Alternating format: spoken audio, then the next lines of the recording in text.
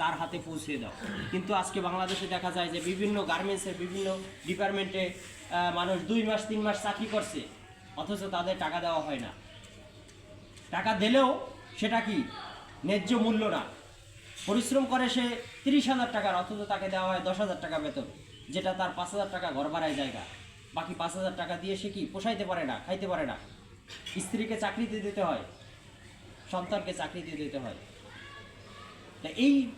এই পরিস্থিতি থেকে আমরা উত্তরণে একমাত্র পন্থাই হচ্ছে কি দ্বীনি শিক্ষা, ইসলাম শিক্ষা, কোরআনের আদর্শ, রাসূলের সেই আদর্শ যেভাবে তিনি ব্যক্তি, পরিবার, সমাজ ও রাষ্ট্র গঠন করছে কোরআন দিয়ে, আল্লাহ রাসূল মদিনা রাষ্ট্র গঠন করছে।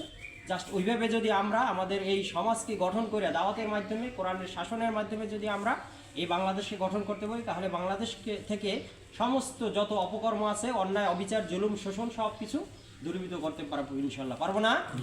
সুতরাং আমাদের নিজের কেরিয়ারকে গঠন করব, আমরা মানুষের মধ্যে দাওয়াত দেব, এটাই হচ্ছে মুখ্য উদ্দেশ্য।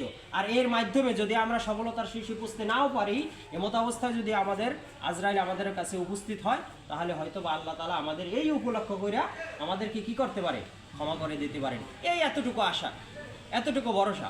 আমরা দিন কায়েমের আন্দোলনে আমরা কি অটল ছিলাম কিনা মৃত্যুর আগ পর্যন্ত, এইটাই হচ্ছে আমাদের সার্থকতা। অধ্যাপক গোলাম আযম একই কথা বলছেন, সাইদি সাহেব একই কথা বলে গেছেন যে আমি ইসলামী আন্দোলনে, দিন কায়েমের আন্দোলনে মৃত্যুর আগ পর্যন্ত আমি এই আন্দোলনে শরিক ছিলাম কিনা, এইটা আমার সফলতা। যদি আমি না থাকি, এখান থেকে যদি চুল পরিমাণ সরে যায়, তাহলে আমার কি সেই আখেরাতে নাজাতের কোনো আশা আমি হয়তো বা করতে পারি না। যদি আল্লাহ আমাকে গ্রেফতার করে ফেলায়, তাহলে আমার কোনো জবাব থাকবে না।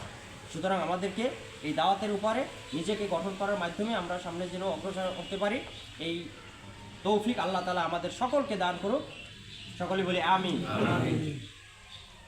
আমাদেরকে সামনে এই আশা এবং ভরসা রেখে সবাইকে উদাত্ত আহ্বান জানিয়ে আমাদের যে কাজ, এই কাজকে আল্লাহ তাআলা যেন আমাদের সঠিকভাবে সম্পন্ন করার তৌফিক দান করুন। সকলে বলে আমিন। ওয়া তাওফিকি বিল্লাহ বিল্লাহ। আসসালামু আলাইকুম ওয়া রাহমাতুল্লাহ। দোয়া পাঠের মাধ্যমে শেষ করি।